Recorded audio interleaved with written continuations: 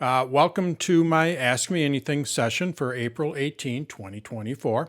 I'm Dan Wasink, your host for today's event and the owner and trainer at danstutorials.com. At my website, you'll find over 2,100 videos designed to help you make the most of your Apple products. This AMA is an opportunity for you to get to know me better, and if you like what you see here, I invite you to become a valued member of my site, danstutorials.com. By joining, you'll not only gain access to exclusive content, but also support a small business like mine. All right, so that's enough about me. Most of you know who I am, so that's where we're going to keep it, but that's just for people that may see this on YouTube or anything like that. Also, what I'm going to be doing, if I do show any of your faces, I will blur them out on the YouTube version, so your faces will not be public. You don't have to worry about that. And yeah, let's get started here. The first question that I have, excuse me, the first question that I have today is, oops, there's my Ask Me Anything. Sorry about that. April 18, Dan's Tutorials. Now it's going to be my name. I got to wait 8 seconds because that's how long they're on. 4, 3, 2, 1, go. There we are. All right. First question is actually from excuse me, from Michael, and he's wondering about what my opinion is on the rumored Apple Ring. So how many of you are familiar with Apple's rumored ring that they have? Does anyone know anything about it? Okay. Heard of it. So, heard of it. Okay. So what we're going to do is there is an actual ring, and I'm going to show you that on the website for that. And then the rumor is Apple is coming out with this ring as well. So let's go over to my Mac, and it's not the ring the doorbell. Let's see here. It's a ring confirmed. Apple ring confirmed. I don't want to do that. Apple's rumored smart ring. So basically that's just an artist's rendering of it there. But basically what this Apple ring is, and this is all rumor, is you put it on your hand and it's going to be an extension, kind of like the Apple Watch. It's going to monitor all of your health-related kind of things. So essentially, what you can do with this is it'll be able to measure your blood oxygen. It has an accelerometer in it. So think of it almost like an Apple Watch, but only for, obviously no display or anything like that. There's one that has been around for a few years, and that's the Oura ring. So that's what we're going to go to here. So this I guess as you work on that, Dan, how are they going to compete with themselves with a watch? Why would you want to get a ring? I'm sure it'll be cheaper. I shouldn't say that, but I'm sure it'll be cheaper. And some people like to wear conventional watches. So it looks like I froze up there. Hold on here. And I should be back here shortly. This is getting into like the wearable technology. It's basically getting into the wearables technology. Absolutely. Yep. So essentially, what this thing will do is monitor all of your health. Here it is. This particular one, and this is a product that you can buy, monitors your health rate. It just disappeared on me. Darn it. Let's see here. I don't want anything popping up at me or anything like that. So here we go. Measures your sleep. And yeah, so it's basically, there you go. It's basically an extension of... I heard rumors that it might complement the Vision Pro in your hands. So it might work with the Vision Pro, right now. I'm sure that they'll have some, like the Apple Watch works with the iPhone and all that. Who knows where they're going to go with that? But it wouldn't surprise me if they did do something like that. But like say, basically, it's just an extension, another wearable, as you mentioned. And this you don't have to wear a watch or anything like that. So if you want to wear a conventional watch and still have all the benefits, because really the Apple Watch has a lot of benefits, fall detection and, if heart kind of conditions, things like that. So it's just nice. My quick question for you then is, if you were to guess, after it comes out, you think it's going to sell? You think Oh yeah, they need- absolutely. And Really? I say yes, I do, because this Aura has been out for several years, and it still seems to be doing quite well. Let's see what the price is on this. Yes. The battery, I think they last for like 7 days. You're looking wow. at $299, so Apple's going to be probably a little More. more. Yes. But it's going to compete with the Apple Watch at that point. So who knows? But do I believe that they will come out with something like this? I do believe that they will. I mean, I think it's kind of a neat technology, and I love my Apple Watch. But if I could get away with it just by wearing a ring with a lot of this stuff, maybe I might want to do that. Or there are people that do want to do that instead of wearing an Apple Watch. So, Okay. yep. Thanks, Dan. Your next question, and I say this is Michael as well. His next question is, what are my thoughts on the justice suit against Apple? So as yeah. you all know, that the Justice Department is going after Apple as a monopoly kind of thing. And I first have to say, I'm no lawyer. I don't really follow it too much. It's so early in the game. But I will say that looking at what Europe has done, it doesn't bother me too much. I'm not going to be one of those people like, you can't go after Apple. Apple's not a monopoly. We know that. They do sell more Samsung phones and all that, but they have a monopolistic kind of thing. They're setting the stage for all of these other companies, so you have to kind of watch them and see what they're doing. By them, not allowing other app stores on their phone, things they're just, we can't install other browsers on our phone. Are you old So- enough to remember? I've been in computers a long time. Back in the early '90s, the justice suit against Microsoft. Yeah, absolutely. Yep. Yeah. Yeah. And it works. I will say it works. We don't see it here in the United States, but I'm a fan of SetApp. SetApp is coming out with their own app store over in Europe, and I think that'd be great. I would love to be able to download apps and all that through SetApp, but we're not going to have that here in the United States, because the EU is basically did the same thing as what we're doing, looking at them and trying to regulate them. And now they have to have they have to allow other app stores over in Europe. So it is working. And also the USB-C. Don't let Apple tell you that was they're doing it for their own good. They were forced to do it by the EU. So they're going after them, but hopefully it's going to be for a good reason, and we're going to see some good outcomes out of it. I'm sure there's going to be some back and forth, and this will probably take several years. So that's why I don't like to speculate on it too early, because from what I read, the way that the court system works, or the justice system works, is they have to come out with a splash. So they come out with some, and they came out with some ridiculous accusations. But now Apple's going to, they're just going to go back and forth, and then hopefully what we'll do is we'll find a little bit of a middle road there. But it's going to be several years before anything like that. But anything to keep Apple. I know that, I am an Apple fanboy. I love all their products. But, we have to make sure that, they don't just close everything off right off the get-go, and all of a sudden we're kind of stuck in their little world. Sometimes it seems like like I said, classic example is the browsers. Yeah, you can download Chrome on your iPhone and your iPad and and possibly even the Apple Vision Pro, but it's still Safari. It's just a skin. So we're not getting those browser wars, and we know those browser wars back in the 90s and 2000s. Those were great because these browsers just kind of outdid each other. Well, they're not doing that anymore, at least not on Apple, in the Apple ecosystem outside of the Mac. They're not doing it, and that's because Apple's just not allowing it. So, it could open the door for stuff like that. Now, obviously, Apple has to protect themselves and protect the user.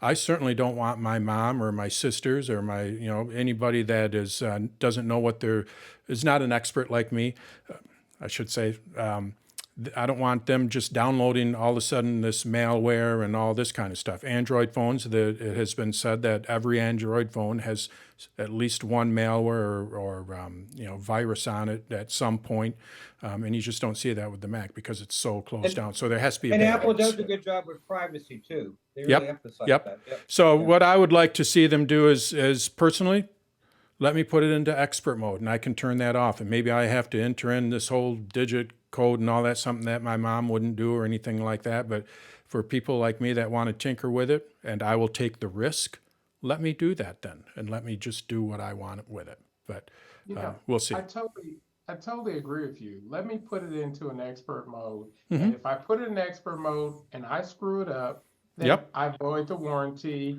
And it's just like, well, it's really basically like your car. Mm-hmm. If you do this, no problem. We're just not going to support you. And Mm-hmm. I think that the whole lawsuit will go away. But they get what they want. If you leave it in this mode, no problem. We'll support you. Put it in that mode. Nope, we're not going to. Right. And I think that the lawsuit will go away. Yeah. And everybody will be happy. Because I think the car is a perfect thing. You do certain alterations to your car, voids the warranty, no support. Mm-hmm. Yeah, well, I look at the Mac. We can do whatever we want with the Mac, and I think that we should be able, personally, we should be able to do that with the iPad and the iPhone. But then that opens the door for, should we be able to do that for a PlayStation 5 and an Xbox? They're basically the same thing. They're a computer, but they're just locked down. So you kind of have to, I'm not a big gamer, so I wouldn't, but does that open the door for them as well? So, it's a big decision. So we'll see what happens. You bring up a very valid point, because are they going after Apple first and then they're going to go after everybody else afterward? Who knows?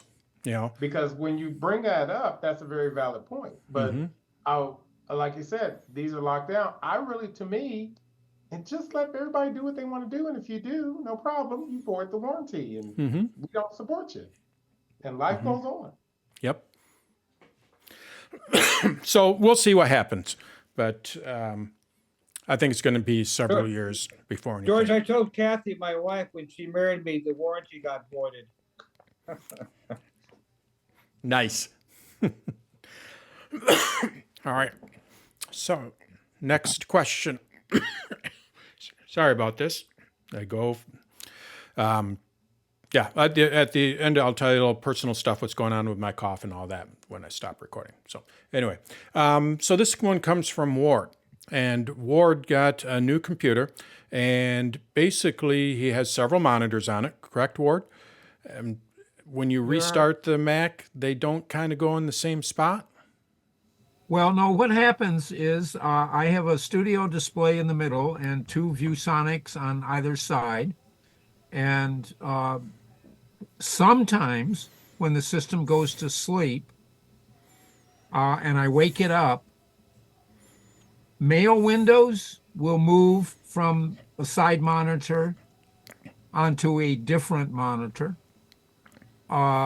And on one of my side monitors, I have a bunch of desktop icons. And some of those icons, only some, will move to the central monitor. And I haven't, it's probably something to do with the fact that the monitors don't all turn on at the same time. That would be I did a little, excuse me, a little bit of research on this, and basically there is no setting. There's nothing in there that's, that you can tell it to remember or not to remember. And I think your diagnosis is probably pretty close to what's happening. The monitors are not turning on at exactly the same time or in the same order every time, so it just kind of mixes them up. That sounds logical to me, but there's nothing that I saw that can say, put this on here, unless you go into something like Moom or something like that manages all of your windows. But that's a whole nother animal, and I'm still trying to figure out the best way of doing that. But basically, there's no setting for what you're talking about. So. Okay. Are others experiencing stuff moving? I do not, and I have 3 monitors. Anyone else? Not moving, but I've had desktop icons that are on my desktop for documents just go blank. They were there, I could double click on them and they would open up, but I just cursed it a bit and restart and everything's fine. Yep, sounds about right. So, Ward, you need this curse. Yes. All right. So that's all I have on that, Ward. Sorry. All right, move this down there a little bit. There we go. All right. The next question that I have is, can HomePod announce a calendar item at the time of the event? This comes from George. And George, I couldn't find any answer. That seems to be a common question. Basically, what you want it to do, you want your HomePod when a calendar, I'm going to the doctor on Monday. I would like it to just announce to remind me that I have to go to the doctor at a specific time without me interacting with it or anything like that. That's kind of what you're asking? Exactly. I have Yeah. the S lady and the A lady, and I want the S lady to act like the A lady. Yeah, no, that's what everyone says. Alex seems to do that pretty good, and Apple's version does not. And I couldn't find any solution. I thought maybe there's going to be a shortcut for it. I couldn't find anything that allows that to do that. All you can do is just say, "Hey, do I have any appointments coming up?" And then she'll come back and say, "So would you think have there to would be initiate it." something in accessibility. Yeah, nothing. I Nothing went through all the home settings on, because it's all done through the Home app on the iPhone. I couldn't find anything on that. So has anyone heard of any solution to that? So I pay $100 for the S lady versus I paid $30 for the A lady. Mm-hmm. And the A lady does it and the S lady doesn't. Mm-hmm. Mm-hmm. Yeah, If I exactly. was and if I was visually impaired, well, I guess I am, but if I was fully visually impaired, Well, can you have George? Can you have the aid lady to simply tell the Siri lady to go ahead and do it? Try to combine them together. That's that funny. that would just set up a reminder and then that would be funny. I really should try that just to see. Because you would just have to tell her to say, "Siri, do I have any appointments?" Oh no, sorry, my phone's coming up now. Sorry if I activate any ones. That's not a bad idea. I might try that. Yeah, now my phone's telling me okay. All right, so there you go on that one. Told you I'd be rolling through these pretty quick. These are tough questions here. The next one is from Kevin. Is Kevin here? I didn't see him here. So I'll just show him how you do this. Basically, what he is asking is, can you sort your playlists in the music app? He has a number of different playlists: rock and roll, rock on. I like that. And what he would like to do is sort them by name or by title or anything like that. Now, he is on an iPad, so I'm just going to jump over to my iPad. And Kevin, if you watch this later, I'll show you how you can do this. So this is the one answer I do have. So go to my iPad here. And we're looking at my iPad, and I have these playlists here. So basically, I'm in my rock and roll playlist. Let me change the color of that. All right, so I'm in my rock and roll playlist here. And what I want to do is sort this by, let's say, by title. Well, in order to do that, what we do is we just go up to the More button here. And when you tap on that More button, you're going to see Sort By. And then all you have to do is just tap on that. And then you can select how you want them sorted. So I do have it sorted by title here, but I can go and sort it by the playlist order, which is my own order, so I can sort them manually. That's the playlist order. Just drag them where you want, or however I added them. But I can also do it by artist, album, or release date. So let's go with release date. And now all of these are sorted by release date. So Kevin, that's all you have to do is just select your playlist, go up to more, and then from here, sort by, and then you'll be able to sort them. And that pretty much works with any playlist in the music app. So that's how you can do that. All right, next question. Yeah. Dan, Yeah. it looks like it's relying on you to remember what you sorted it by. There doesn't appear to be any indication of what the sort order is on that display. Let's go back over here. Let's take another look at this. Well, right now it's sorted by, I mean, it doesn't indicate, but if I go here, I can see there's a check mark. Is that what you mean? Yeah, it'd be Yeah. nice if it were less. Yeah, it'd be nice if it was like right here above it or something. Yeah. Yeah, to tell you what it's sorted by. Yep. No, that's a good idea. Not there. So, yeah, you have to go through a few taps in order to see how it's sorted. Apple.com/suggestions. I think it's feedback, isn't it? Oh, okay, feedback. Yep. Okay. Yep. Yeah, wonderful. Yeah. And I should we'll go to the Mac and let's find out. Because this is good too. I don't know if they really listen to this. I've heard that they do, and then I've also heard that they don't. But if you do go to feedback here, I follow some old Apple people that used to work for Apple, and they're like, we don't really follow that. But maybe they do now. These are old. I was ready to go to my Mac and do the touch screen. I wish they would come out with a Mac touch screen. Anyway, here you can give them feedback. So basically with this, what you would do is you would go to the music app, wherever that is in here, or not. It's in here somewhere. Or not. There it is. Services. It's under services. Okay. So, and then you could give them feedback, give them your name and then your suggestion, and then you would just type in there what the suggestion is.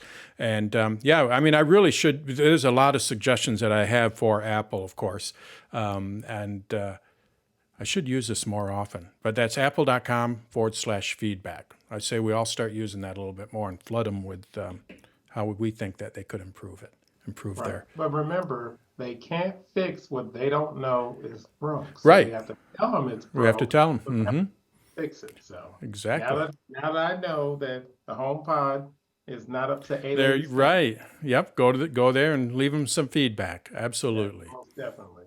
Mm-hmm. All right. Let's go back to what was our question here. When I plug this is from Kevin as well. When I plug my phone in my car system, it sometimes starts playing music, and then he can't turn it off, or he doesn't want it to do that. And I did a little bit of research on this. I actually do have CarPlay in my car now through some wacky little server that I have in the car. So I'll be able to play around with this a little bit more. But basically, there isn't any kind of a setting that I saw that said, do not play your music. And I think we talked about this a while back. You could possibly do this with a shortcut. So, Kevin, we're going to take a look at how you might be able to do this with a shortcut on my iPhone. And the way that you can make sure that it doesn't do this is go to your shortcuts. And the first thing we need to do is we need to go to automation. So this is down at the very bottom here. So this guy right down here. We're going to create an automation. So I go to automation. And the reason why it's an automation is we want it to do this automatically. So first thing I have to do is just create one. So I tap on the plus. And then from here, you're going to see if your car has CarPlay, you can tap on that, and when it connects, that's what we want, and I'm going to say run it immediately. No confirmation, I just want it to run. And then from here, what I would do is I would just create a new blank automation that stops the music. So I would go to music here.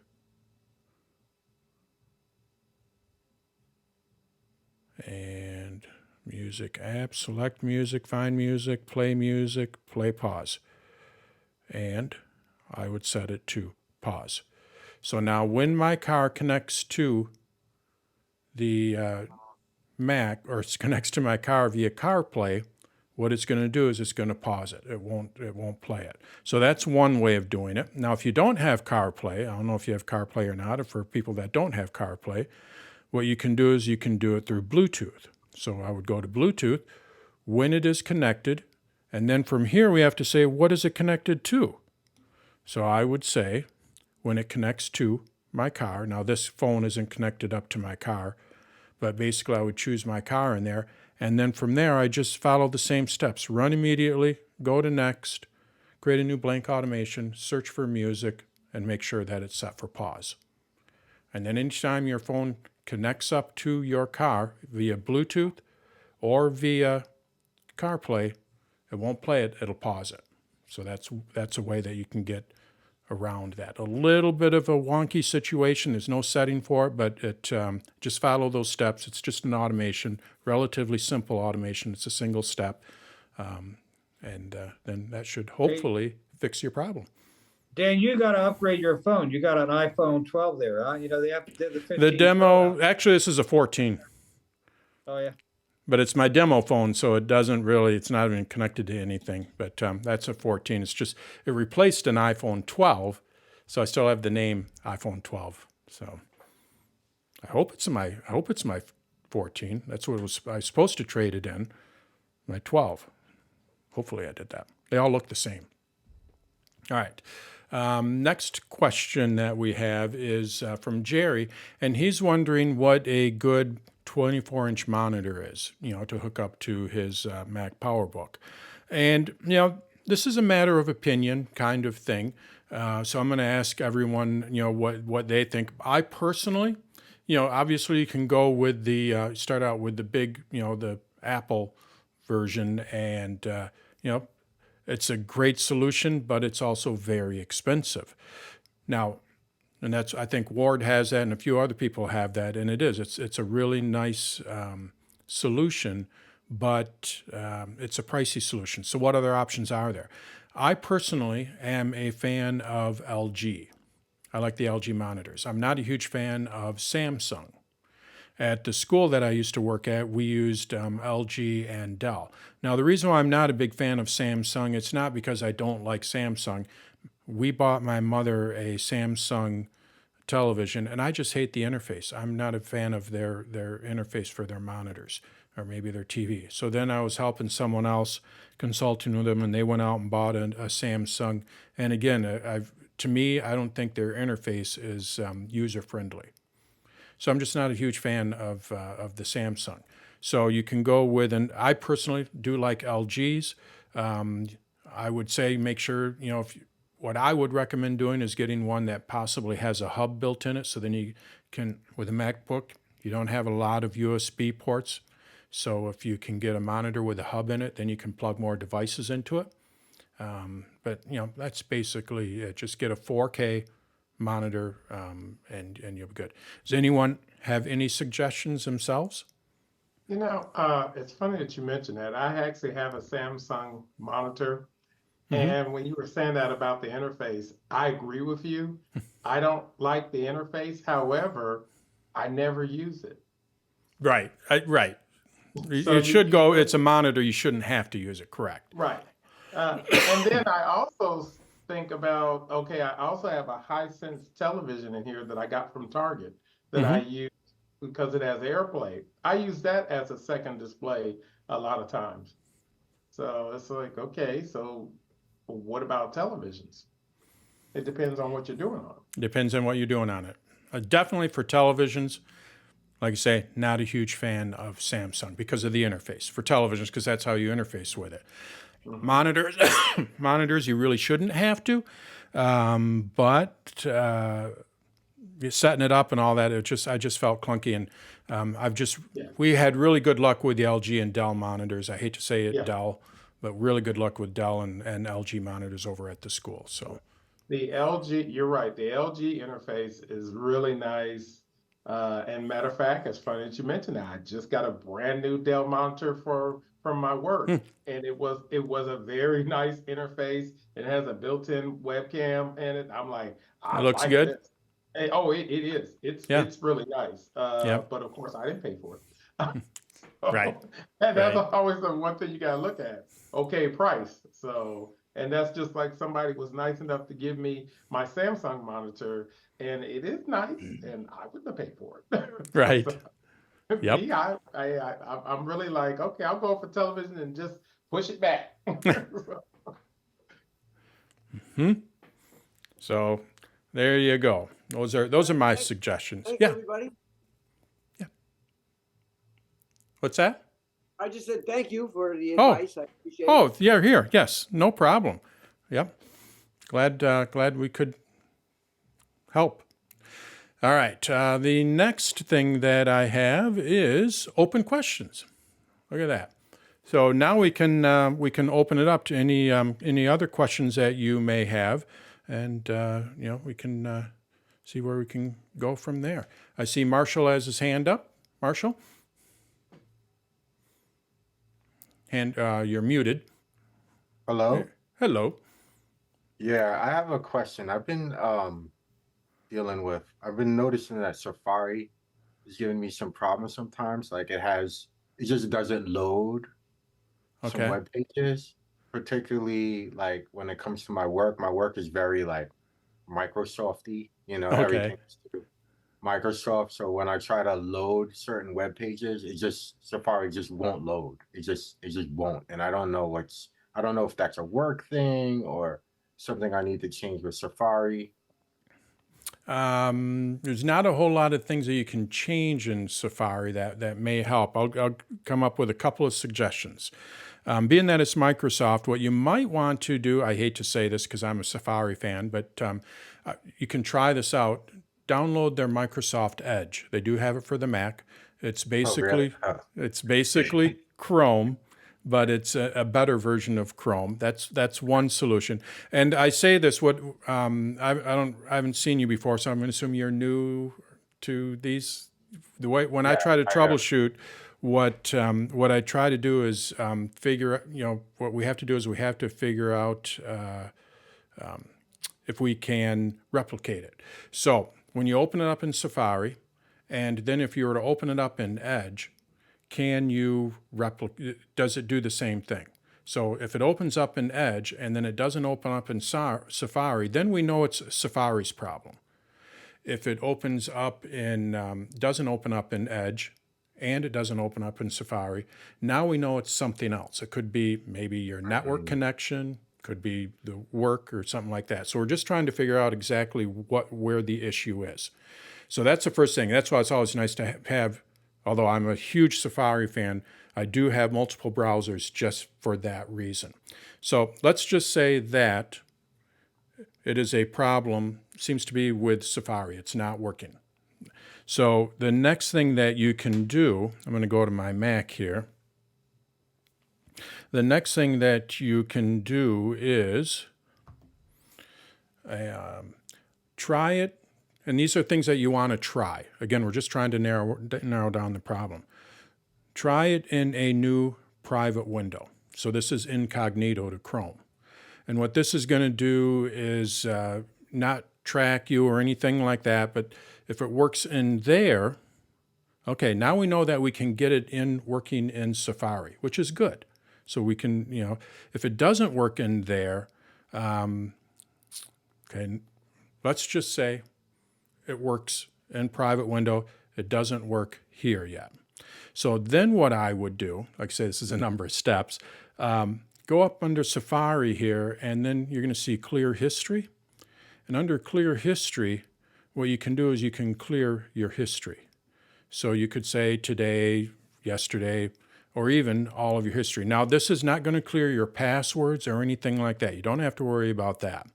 But if you clear all of your history, it could be a caching thing. So maybe there's something wrong with the caching. That's basically what this does, is remove. Have you tried this? No, I've never even knew about this, but Okay. I'll definitely try it. Yeah, Correct. that's what I mean. If you can stick with Safari, because you're stuck, then you're in the Apple ecosystem, which is, to me, that's good. Passwords work and all that kind of stuff. But delete all the history, and then you can go from there. Now, the next, so let's just say it works. Then basically you're all set. It should work. I like that. So a couple of different steps there, and if it doesn't work after that, then let me know, and then we can continue going on. Yeah, I want to chime in on this because Yeah. as a person who works on a website in a professional environment, a lot of times it's only going to work on Microsoft Edge because of back end stuff. So, and Now- because I was just troubleshooting with somebody the other day, they were in Chrome and this is on a Windows machine. I said, open up a Microsoft Edge. It worked. Now, Marshall, I would disagree with George. So there you go. But I'm just saying. Yeah. The only reason I use Chrome, I do use Chrome. The only reason why I use Chrome is to get at YouTube, because YouTube supports extensions that Safari doesn't, and I need to use some of those extensions.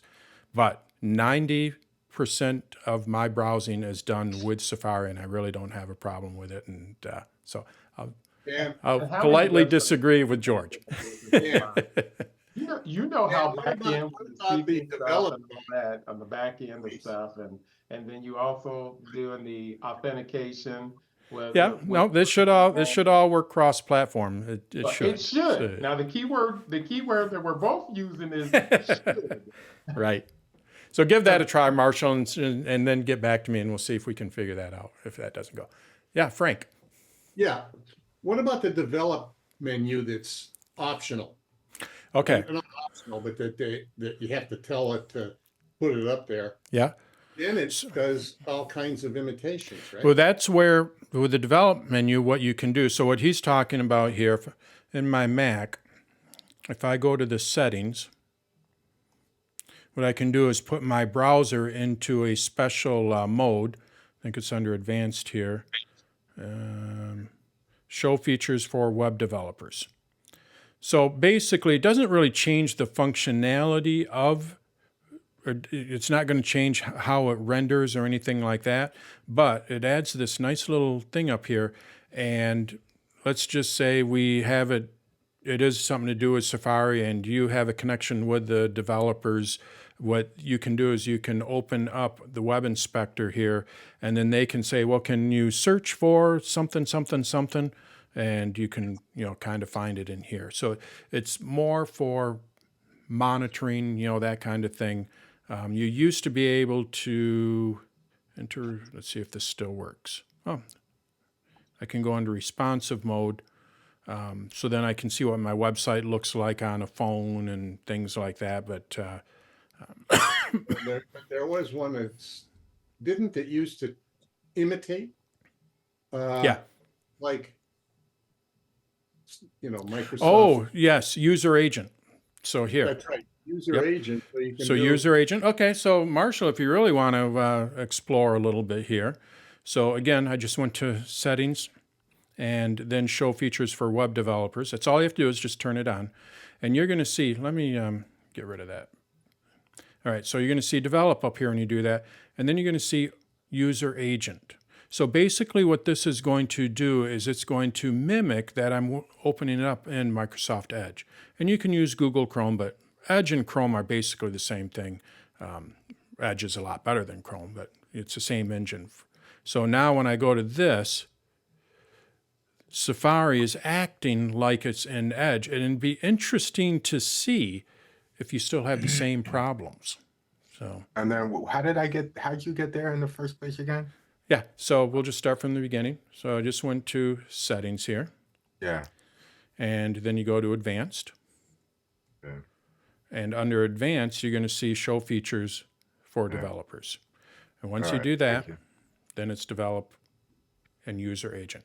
It doesn't change anything on the browser or, anything like that, but it'd be interesting to see if you still have the problems with that as well. Oh, there's another thing. You could always get Parallels or VMware and install Windows. Ah, You don't want to do that. I'm just. Come on, no, Dave. There's only one reason for You that. don't want to do it. Play games. Play games. Yep. Pretty much sucks Yeah. as an invitation. Okay, so I hate to say this. I in the back of my mind, because I like flight simulators, and Yeah. there's a way that you can get Microsoft's flight simulator work on the Apple Vision Pro, but you have to buy a PC for it. And I'm like, this close, just for buying a PC just to fly. So, just right. yeah, but yeah. All right, Richard, I see your hand is up. Hi, Dan. So my wife's MacBook Pro running Mac OS 10.4, 14.6 has been having pretty constant kernel panics. And they occur only when her MacBook Pro is connected into Ethernet through a hub. And let's see. It's a MacBook Pro 2017. It's a 13-inch, not that that matters. And it's running 10.14.6. And we tried all sorts of different things, eliminating, taking the Ethernet port, the hub off, and all sorts of things. And the error message that comes up, it's a Thunderbolt power on failed. And I think it has something to do with, there's two Thunderbolt 3 ports on the side of her MacBook Pro. Mm-hmm. And I don't know, I have no idea what's going on. And we've been playing around with different scenarios and we haven't really come with a good solution. I've got a huge bunch of reports that they send out when the kernel panic happens. But basically, when the machine goes to sleep, it kernel panics. And it doesn't do it when you unplug the hub. It's fine if it's unplugged. If it's not connected in any way to this hub. Yeah, I have a feeling it has something to do with the Thunderbolt ports and/or the hub. We've changed the cables on the hub and tried other things, and nothing's really impacted. Okay. Sounds like you're going down the right path. The only thing, you probably don't have two hubs. Thunderbolt hubs are not cheap, so I wonder if it's not a Thunderbolt hub. It's a what's the name of it? Ethernet? It's made by, I can't remember the name of it. It's a little white thing with, let me go get it and I'll show it to you. Not that it matters. Okay. I was just thinking, is there software for the hub? And because I have an OWC hub and it actually has software. I have an OWC hub and it doesn't have software, and it's sitting right here because it doesn't work. It's called a Stego USB-C hub. Can you hold it up there again, please? Sorry about that. No, that's all right. All right. There's going to be, I doubt if there's going to be software for that. And you've tried it in different ports on the Mac, correct? Yeah, there's just two ports, and one port doesn't even actually do Ethernet. It's like you plug it in and the Ethernet doesn't work. I can't remember. I should have written down all the different scenarios because we just sort of been playing with it and then going, throwing up our hands and then playing with it. This has been ongoing for ever since the upgrade to 10.14.6, which is the most recent version that Mac will run of Mac OS. Have you, now that's using a Intel chip, and I just have to ask, did you reset the NVRAM and all that kind of stuff? Yeah. Those are usually the first things to check. I did that a bunch of times, which seemed to correct some problems. So I don't know. To me, it sounds like it's the hub. Mm-hmm. And I would try, if you can, another hub and see if that will work. I tried this puppy, which is another one, which is, this is an Aki hub, and it did the same thing. Oh, same thing. Okay. Nope. That scraps that. Wow. Isn't that right, Jane? It did a kernel panic with this other hub too, right? With the silver one. Well, let's ask this question. Where did you get that hub from? Did you get it from a store or did you get it off of Amazon? This Stego came directly from the manufacturer. This puppy came, I think, from Amazon. Amazon? Okay, let me ask this question. What state are you in? California. California? How far are you from Micro Center?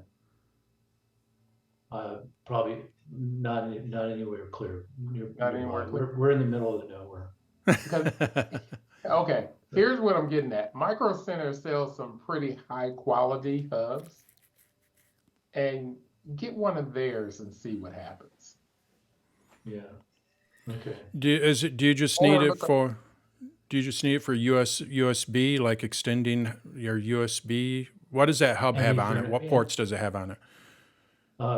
This one here has, we use it for Ethernet and for power, pretty much. Ethernet That's and it. power. That's it. Okay. Then what you could do, you could try. I know this.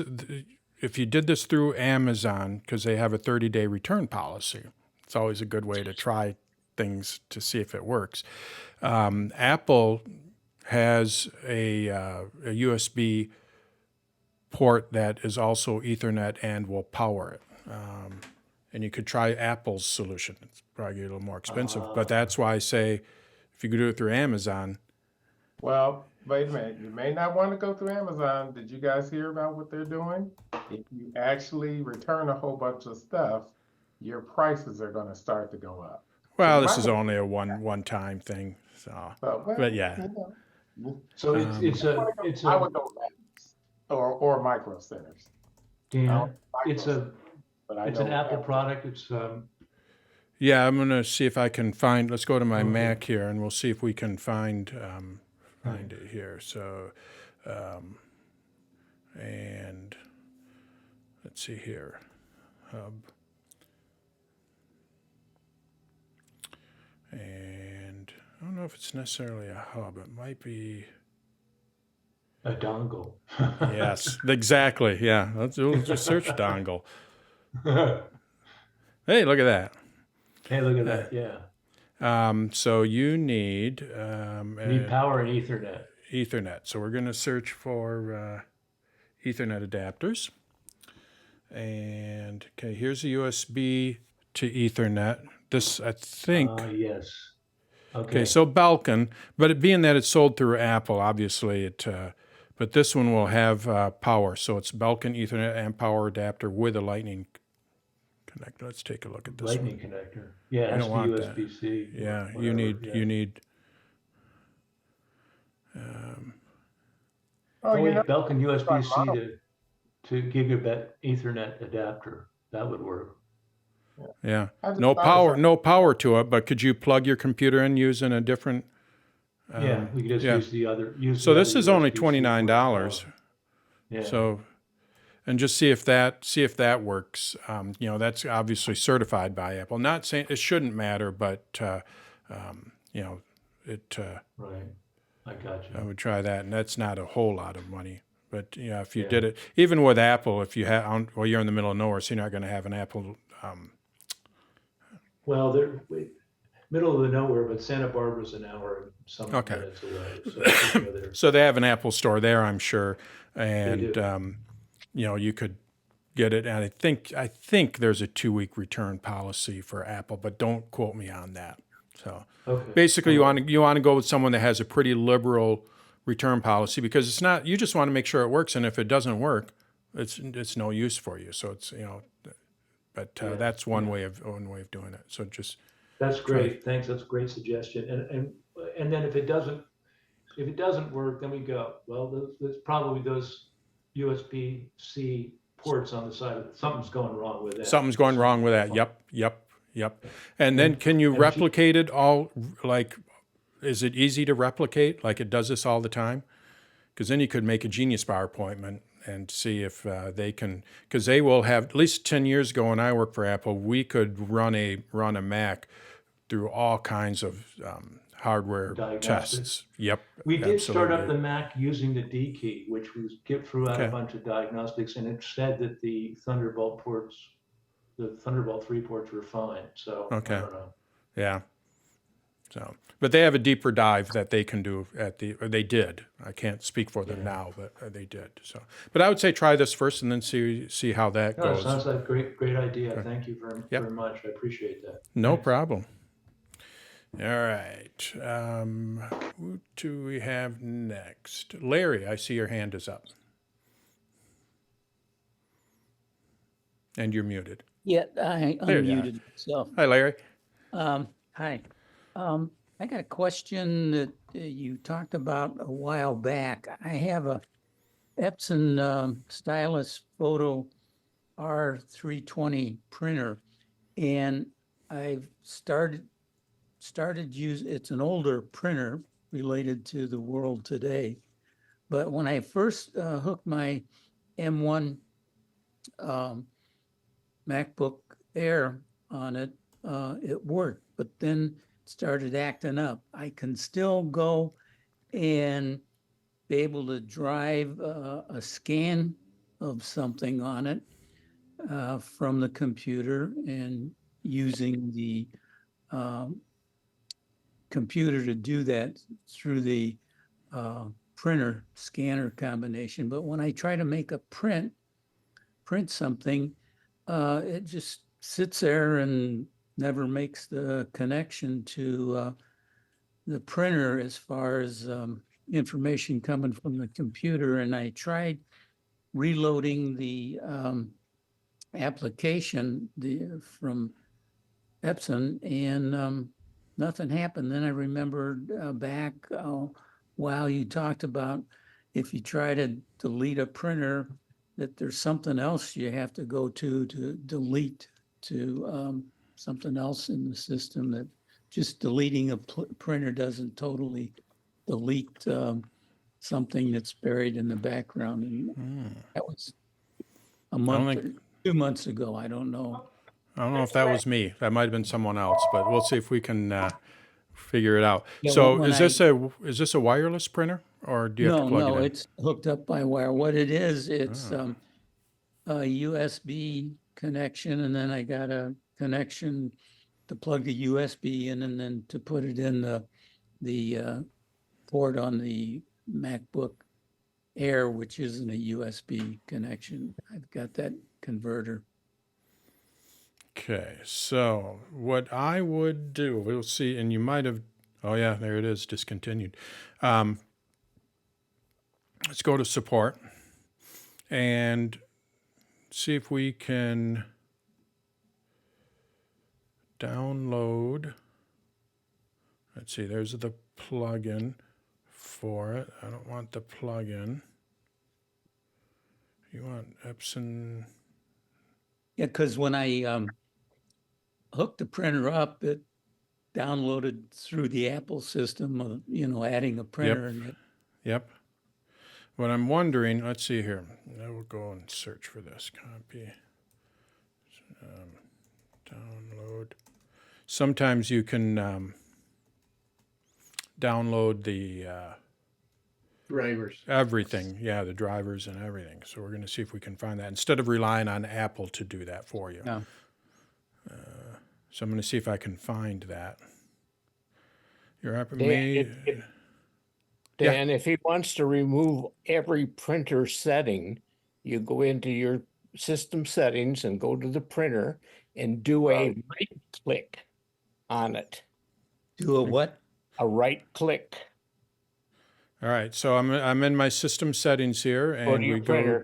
go to printers. Yeah, it's all the way at the bottom of the list. Thank you. There you go. Thank you. Okay, now do a right click on it. So that's like a control click as well. So Yes. control click, and you're going to see remove printer. Remove printer, and you Also, can even reset everything. Yeah. Thank you, Jerry. That's what I would. Have you tried either one of those? I tried Larry? the remove printer and thinking, well, remove the printer settings and then reinstall it, but nothing really changed. But again, I installed it from the Apple. Right. website. So you could try, since you tried the remove printer, try the reset. I mean, you got nothing to lose on that. Reset the whole printing system. And then instead of downloading it through Apple, we're going to see if we can find how we can download it through Epson. Okay. Although it is older. So, I mean, there's a utility here. Let's just download that and see what it is.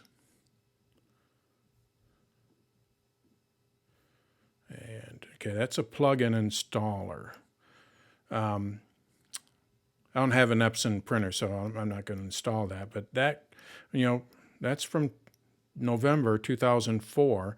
I don't know exactly what this does, but you might want to download that and install that. It is from Epson, so you're not, it's not like something strange. Are you using the latest version of Mac OS Sonoma? Yes. Okay. We'll go to frequently asked questions and software and setup. And now when I open up, okay, where do I download?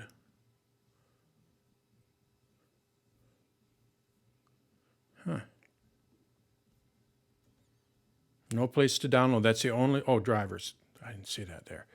Okay, there's a printer driver, so you could try that. And then we have utilities. All right, so I would try, so just go to, I just searched for your Epson R320 printer here. So we'll just start from scratch. New page. Just search for it. Google. And yours might come up. But make sure you're looking at Epson here. And then when you go there, what I would do is go to support. And then under support, you're going to have downloads, utilities. Where'd those? Okay, so those are the utilities. We're still looking for those drivers. An easy way, software and setup. Software. Right there. How did I find that before?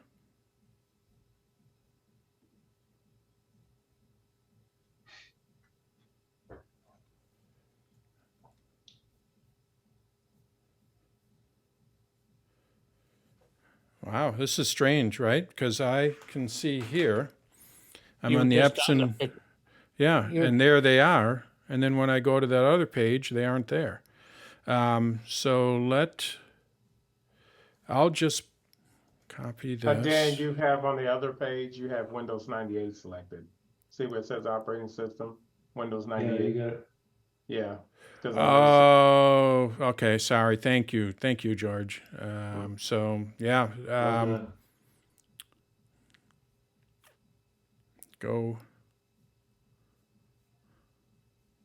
Is it 10.15, right? That's what we're on?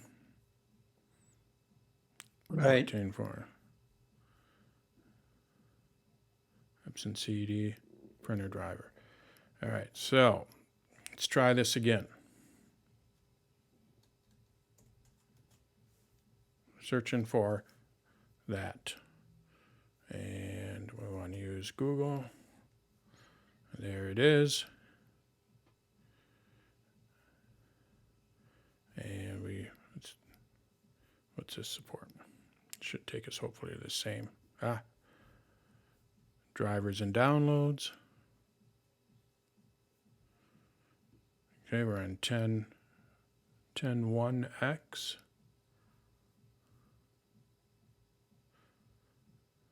There you go, 14 up at the top, Dan.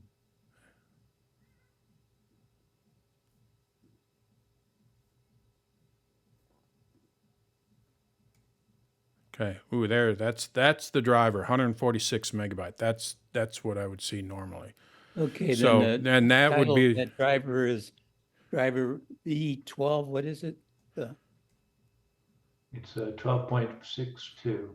Yep. 12.62. And then on the right is the download button. Yep. And then that'll download the driver for that. And then what it basically is doing is it's installing, or you're downloading it from Epson directly instead of using Apple's version. Okay. The key is this, I was relying on this to automatically select, and that wasn't working. So you want to go in here and go to 14x, like what I did. And someone recommended me do that. Because that's what we're on, is Mac OS 14 as Mac OS Sonoma. Oh, okay. And then all of a sudden you're going to see printer driver. See if that works, because that's the actual printer driver from Epson. So. Okay, thank you. Mm-hmm. I thought, well, maybe something doesn't get through the connection from the, my USB thing to the computer itself. That Right. when you were talking about this last person before about the different hubs and things like that and causing crashes, I thought, well, maybe something's in there too. But thanks a lot. Appreciate it. And I think what Apple does is they have the minimum drivers because they want you to use their scanner software and all that, which is good. This is going to install Epson's suite, everything. So maybe there's just a catch there. So hopefully that will fix it. Yeah, because I was able to scan something from what I had there. When I opened up the scanner part of the printer scanner thing and scanned something off the thing, and it made it into PDF and Right. showed up on my computer. So as far as that worked, so and thanks. Yep. Paul, we're going to end with this last one here. Okay, I got a question about the new OS on an Intel machine. Is there anybody or anywhere that's making an emulator for that? You want to put the macOS Sonoma on an Intel machine that doesn't support it. A 2017 iMac. Okay, and it doesn't officially support it, right? Right. All right. Yes, we actually talked about this a couple weeks ago because Ward had the same question. So what you need to do is, let's see here. Ward, do you remember what that is? Legacy. Here it is. Open Core. Okay. I can just look at the recording. Yeah. So but here's basically what you have to do is you have just search for Open Core Legacy Patcher. And what this allows you to do is install macOS Sonoma on older Macs, like what you're trying to do. Okay. And seems to be pretty straightforward. Some of it, depending on which Mac, you're not going to get all of the features of macOS Sonoma, but I think you're going to get most of them in there. But yeah, that's Open Core Legacy Patcher. That should get you in that direction. Yep. All right, I'm just going to wrap this up here, stop recording, and we can go from there. Yep. All right, so. Dan, am I still okay for, I don't remember when I registered and paid to be on your Thursday program. Let me check. Hold on. Let me finish this. I'll stop recording because nobody wants to hear us look up your account and all that, and then we'll go from there. All right. So thank you for attending my latest AMA. I should have this video online, and if you like to review it, usually it's within 24 hours. I try to get it up the next day. Next week, we'll be looking at mission control and spaces. So we're going to be looking at how we can multitask with mission control and spaces on the Mac. So outside of the AMA, do a little more of a class kind of thing. And then I'll follow up with another AMA of the week. Usually I alternate them. So that's going to be next week, Thursday, April 25, 5 p.m. Eastern Time. And it'll be about an hour as usual. So outside of that, if you're new to my thing, check out my site, danstutorials.com. You can help support my efforts in this by becoming a member. All of my videos are ad-free when they're on the site, so you don't see those pesky little ads. You also get access to my assistant, AI assistant, which is modeled after an Apple Genius. Excuse me. And of course, you're helping support a small business. So thanks for your support, and I'm going to end the recording right